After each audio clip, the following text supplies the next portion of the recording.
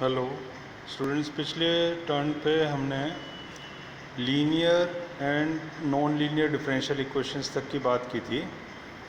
आज अपन बात करेंगे solution of a differential equation की।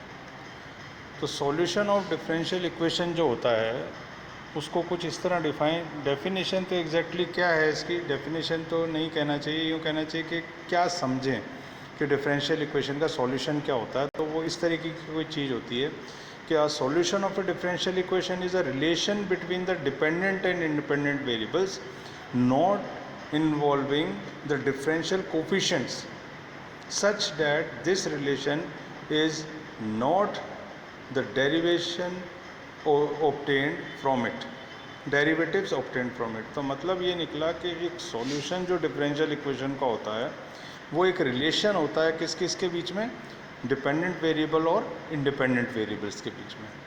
और ख़ास बात क्या होती है कि उसमें डेरिवेटिव्स नहीं होते हैं, क्योंकि हमने देखा है कि डिफरेंशियल इक्वेशन जो एग्जैक्टली ऊपर जो देखी उसमें एक फैक्टर ज़रूर था, वो था dy/dx, यानी डेरिवेटिव वाला फैक्टर ज़रूर था। तो जब हम किसी डिफरेंशियल इक्वेशन का सॉल्यूशन निकालने की बात करते हैं तो हम एलिमिनेट करते हैं डेरिवेटिव को उसमें से। एलिमिनेट करना कहना चाहिए, यूँ कहें कि डेरिवेटिव का जो टर्म है उसको हटाते हैं, या यूँ कह लें कि इंटीग्रेशन करते हैं ताकि डेरिवेटिव्स हट जाएं। तो वो ही बनता है solution of a differential equation. आगे और बात करेंगे इसके बारे में, अभी इतना ही सही। फिर formation of a differential equation. तो डिफरेंशियल इक्वेशन फॉर्म भी होती है, बनाई भी जाती है डिफरेंशियल इक्वेशन। कैसे? Suppose we are given it equation containing n arbitrary constants, n arbitrary constants दे करके हमें कोई इक्वेशन दी गई है। Then by differentiating it successively n times. n times का मतलब यहाँ क्या निकल रहा है? n टाइम्स का मतलब यहाँ ये निकल रहा है कि जितना, suppose we are given it equation containing n arbitrary constant, तो n आर्बिट्री अगर कांस्टेंट्स हैं उसमें तो हम उसको n टाइम्स डिफरेंशिएट करेंगे ताकि क्या हो, उसमें से जो आर्बिट्री कांस्टेंट्स हैं वो एलिमिनेट हो जाएं। जब वो एलिमिनेट होते जाएंगे, जैसे जैसे आर्बिट्री कांस्टेंट्स को एलिमिनेट करते जाएंगे, एक रिलेशन मिलता जाएगा अपने हमको, और वो जो रिलेशन होगा वो क्या टर्म्स कंटेन करेगा? वो टर्म्स कंटेन करेगा dy/dx की, या डेरिवेटिव्स की टर्म कंटेन करेगा। जब डेरिवेटिव की टर्म्स कंटेन करेगा तो वो डिफरेंशियल इक्वेशन बन जाएगा। ठीक है। इसके बाद अगला जो है वो है,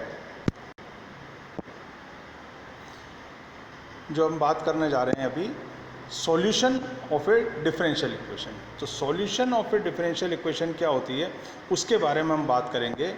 तो the number of arbitrary constants in a relation of a differential equation depends on the order of the differential equation and is same as its order. The arbitrary constant, जब हम किसी डिफरेंशियल इक्वेशन को solve करते हैं, consider करते हैं एक ऐसी इक्वेशन जो सेकंड ऑर्डर की है, यानी d2y/dx² वाले टर्म्स हैं उसमें। जब फर्स्ट टाइम हम इसको इंटीग्रेट करते हैं तो हमको जो टर्म मिलेगी वो मिलेगी dy/dx की टर्म। तो जब dy/dx की टर्म मिलेगी तो एक बार इंटीग्रेशन करा तो एक आर्बिट्री कांस्टेंट लगाएंगे उसमें। सेकेंड टाइम जब हम dy/dx को एलिमिनेट करने जाएंगे तो दोबारा एक बार इंटीग्रेशन करेंगे तो हमको मिलेगा y। जब dy/dx एलिमिनेट होगा, y मिलेगा, तो एक कांस्टेंट हमको और लगाना पड़ेगा, वो सेकंड आर्बिट्री कांस्टेंट होगा। तो कहने का मतलब ये निकला कि जितने ऑर्डर की डिफरेंशियल इक्वेशन है उसको सॉल्व करने पर जब हम उसका सॉल्यूशन निकालेंगे तो नंबर ऑफ आर्बिट्री कांस्टेंट्स भी हमको उतने मिलेंगे जितने ऑर्डर की वो डिफरेंशियल इक्वेशन। एक तो ये बात हो गई। तो ये एक जनरल बात की है हमने किस बारे में, कि किस तरीके से डिफरेंशियल इक्वेशन को सॉल्व किया जाता है, और जब सॉल्व करते हैं तो हमें आर्बिट्री कांस्टेंट्स उतने ही मिलते हैं जितने ऑर्डर की वो डिफरेंशियल इक्वेशन होती है। उसके बाद तीन तरह के सॉल्यूशंस की बात हम करेंगे यहाँ पे, general, particular and singular solution. तो पहले सॉल्यूशन की बात करते हैं जनरल सॉल्यूशन। तो जनरल सॉल्यूशन की डेफिनेशन क्या होती है? A solution which contains a number of arbitrary constant equal to the order of the differential equation is called the general equation or general solution or complete solution of the differential equation. तो क्या कहा गया है इसमें कि a solution which contains a number of arbitrary constant equal to the order of the differential equation. एक solution ऐसा differential equation का जिसमें नंबर ऑफ आर्बिट्री कॉन्स्टेंट्स उतने ही हैं जितना कि डिफरेंशियल इक्वेशन का ऑर्डर है, तब हम उस सॉल्यूशन को नाम देते हैं जनरल सॉल्यूशन या complete solution of the differential equation. ठीक है। उसके बाद अगला सॉल्यूशन है पर्टिकुलर सॉल्यूशन। तो पर्टिकुलर सॉल्यूशन क्या होता है? A solution obtained from the general solution by giving particular values to the constants is called the particular solution.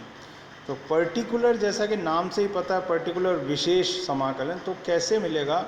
जब जनरल सॉल्यूशन हम किसी इक्वेशन का फाइंड आउट करते हैं तो आर्बिट्री कॉन्स्टेंट्स उसमें होते हैं। अगर मान लो dy/dx में इक्वेशन है, यानी फर्स्ट ऑर्डर की इक्वेशन है, तो जब हम इसको सॉल्व करेंगे तो एक आर्बिट्री कॉन्स्टेंट कुछ भी, जैसे अपन ने कहा C1 मिला, तो वो होगा आपका जनरल सॉल्यूशन। जब हम इस C1 को कोई पर्टिकुलर वैल्यू देंगे, जब C1 को कोई पर्टिकुलर वैल्यू देंगे, तब जो सॉल्यूशन हमको मिलेगा वो सॉल्यूशन कहलाएगा पर्टिकुलर सॉल्यूशन या और पर्टिकल इंटीग्रल। जैसे एग्जांपल लिया है y = a e⁻³ plus b e⁻−2x is a general solution. ये एक जनरल सॉल्यूशन है। क्यों? क्योंकि इसमें a और b दो आर्बिट्री कॉन्स्टेंट्स हैं। तो नेचुरली अगर हम इसको पीछे चल के देखें तो हम समझ पाएंगे कि ये एक ऐसी इक्वेशन है जो d3y/dx² फॉर्म की रही होगी, क्योंकि इसमें दो आर्बिट्री कॉन्स्टेंट्स मिल रहे हैं हमको। कौन कौन से? a and b। तो ये जनरल सॉल्यूशन है। और दूसरा y = 5 e⁻²x is a particular solution. ये एक पर्टिकुलर y = e⁻²x या a को अगर हम वैल्यू दे दें 5 और b को वैल्यू दे दें 0, तो हमें एक सॉल्यूशन मिल रहा है y = 5 e⁻²x। तो इसका मतलब ये हुआ कि हमने जो दो आर्बिट्री कॉन्स्टेंट्स हमारे पास ओरिजिनल सॉल्यूशन में थे, जनरल सॉल्यूशन में थे, उसमें हमने वैल्यू क्या दी? पहले तो b को वैल्यू दी 0 और a को वैल्यू दी 5। तो एक सॉल्यूशन मिला y = 5 e⁻²x। तो ये बना हमारा पर्टिकुलर सॉल्यूशन और पर्टिकुलर इंटीग्रल। थर्ड सॉल्यूशन है, इसके बारे में मैंने पहले भी 2 लेक्चर ले चुका हूँ, पूरा विस्तार से हम लोग बात कर चुके हैं इस बारे में। तो यहाँ पर इसको शॉर्ट में लेंगे, जस्ट एग्जांपल के तौर पे हम पर इसको कंसिडर करेंगे कि क्या एक सॉल्यूशन और होता है जिसको कहते हैं सिंगुलर सॉल्यूशन। तो इसकी डेफिनेशन आपको बहुत ध्यान से याद रखनी है, ऐसी एग्जाम में आती भी होगी डेफिनेशन इस तरीके की कि व्हाट इज सिंगुलर सॉल्यूशन। तो एक solution which can not be derived from the general solution. आप ध्यान दें इस बात को, मैं क्या कह रहा हूँ कि एक सॉल्यूशन ऐसा जो कि डिराइव नहीं किया जा सकता, किससे? जनरल सॉल्यूशन से। जनरल सॉल्यूशन से हम पर्टिकुलर सॉल्यूशन डिराइव कर रहे हैं। जैसा आपने ऊपर देखा कि जब y = 5 और b = 0 दिया, तो जो हमारे पास ओरिजिनली जनरल सॉल्यूशन था उसमें हमने a और b को पर्टिकुलर वैल्यू दी। जब पर्टिकुलर वैल्यू दी तो पर्टिकुलर सॉल्यूशन मिला। तो इसी तरीके से हम और कोई पर्टिकुलर वैल्यू दें a और b को, और जब इक्वेशन उससे जो सॉल्यूशन मिल रहा है वो सॉल्यूशन सेटिस्फाई ना करे ऊपर वाली इक्वेशन को, the solution which can not be derived from the general solution, general solution से ना निकले, but is still a solution of the given differential equation, पर फिर भी वो सॉल्यूशन हो किसका? Given differential equation.